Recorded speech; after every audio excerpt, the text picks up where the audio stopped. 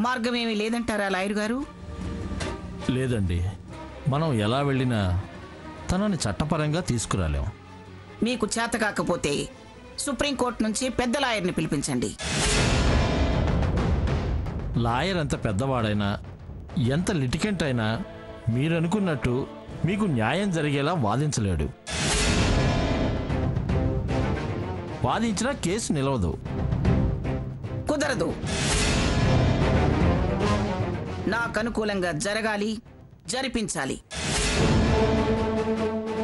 నువ్వు కుదరదు కావాలని రెంకలేసినంత మాత్రాన యాక్టివ్ మారదు. చట్టమేమి మేనమా చుట్టం కాదు. నువ్వు చెప్పినట్టల్లా మారటానికి, నీకు అనుకూలంగా దిద్దటానికి. వెళ్ళవేలాయరు, నువ్వు వెళ్ళు. ఎందుకు అతన్ని వెళ్ళమంటున్నారు? ఉండి ప్రయోజనం లేదు గనక. అతను కాదంటుంటాడు, నువ్వు కుదరదు అంటుంటావు. వాదన మీ మధ్య గాని ఫలితం మాత్రం శూన్యం. నీకు బీపీ పెరగటమే గాని సెక్షన్లు ఏవి నీకు సహకరించవు. వెళ్ళవే లాయరు, నువ్వు వెళ్ళు. వస్తానమ్మా. ఇదిగో లాయరు, ఈ విషయంలో నువ్వు మళ్ళీ పిలిచినా రావద్దు. ఒకవేళ వచ్చావు అనుకో, నీ మీద నేను కేసు పెట్టి జైల్లో వేయించాల్సి వస్తుంది.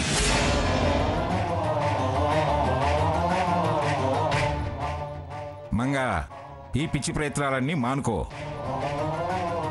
మనవాళ్ళకి మునిమనవాళ్ళకి నీ ఆస్తుల హక్కులుంటాయి గాని వాళ్ళ మీద మాత్రం నీకు ఎలాంటి చట్టపరమైన అధికారాలు ఉండవు. తల్లొస్తే గానీ పిల్లవాడు రావడానికి వీల్లేదు. ఎందుకే పుణ్య మీద కారం జల్లినట్టు ఈ కోర్టులు, కేసులు ఇవన్నీ? అదలా మొండికిస్తుంటే ఏం చేయమంటారు? దాన్ని వదిలేసి దాని ఇష్టానికి తలంచి చేతులు కట్టుకుని నిలబడమంటారా? నిలబడాలే, తప్పదు.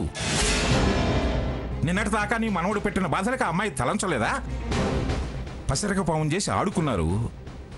ఇవాళ ఆ పామే పడగ విప్పింది. అది శాంతించేదాకా ఆగాల్సిందే.